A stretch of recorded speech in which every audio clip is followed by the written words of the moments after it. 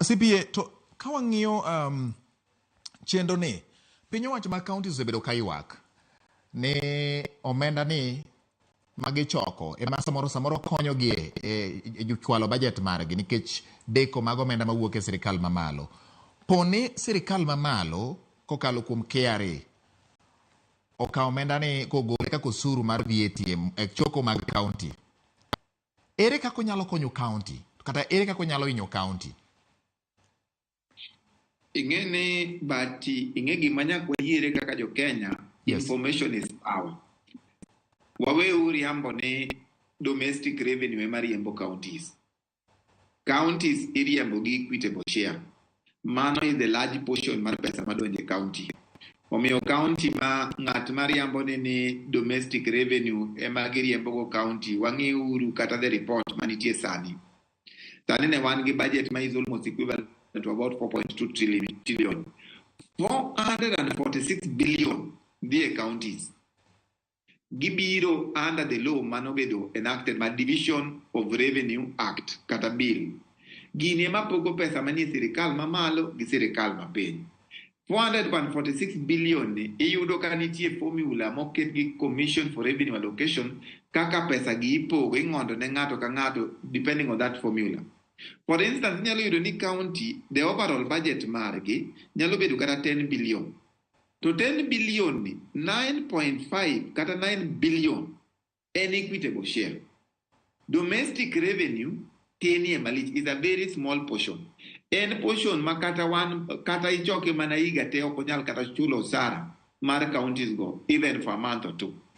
Emomiyo gima nyak wang'ere ni sirikal mamalo tema pod siro sirikal mapiny.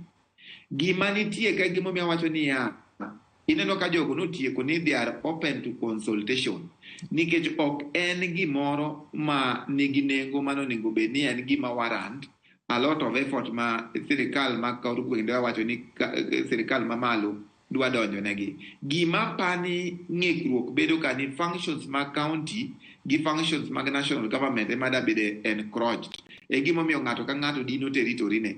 To in terms of financing, sirikal mamalo pod finance sirikal mag county gi percentage mamalo. Pesa mwayudo gi, one of the issues mosebedo ok en kata issue mar KRA nikech KRA nyocha waneno ka KRA odhi e sirikal mar county mar Embu kendo nyocha giromo gi Cecil Mbarire. Ka nyocha giromo, nyocha giwuoyo mana electronic tax invoice management system manyalo miyo counties obed compliant kendo Cecil nyocha wacho mwawinjo ni the effort ma KRA okawo buro konye kata e choko ushuru e yo mamalo. County ok meet target gi nikech weche adek. Wach mokwongo, county choko ushuru aching. Most of them ok embrace system. Onego embrace technology manyalo timore nade nyalo avoid fraud. Mane one of the areas ma county yudo godo usuchgi. Koro ginya wacho ni KRA kubiro gi that element of VAT biro mono gi choko ushuru.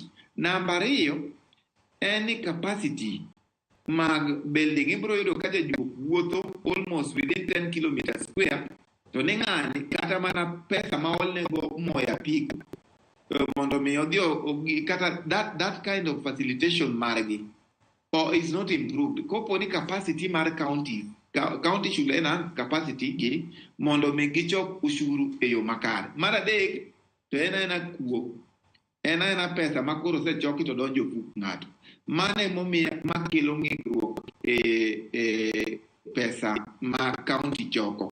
To ginyalo wacho ni KRA onyalo kelo ng'ikruok mora mora KRA be onge gi account ne wuon. Accounts duto mag KRA are being held at Central Bank. Manyiso ni KRA choko pesa on behalf of national government. KRA onge gi account ne.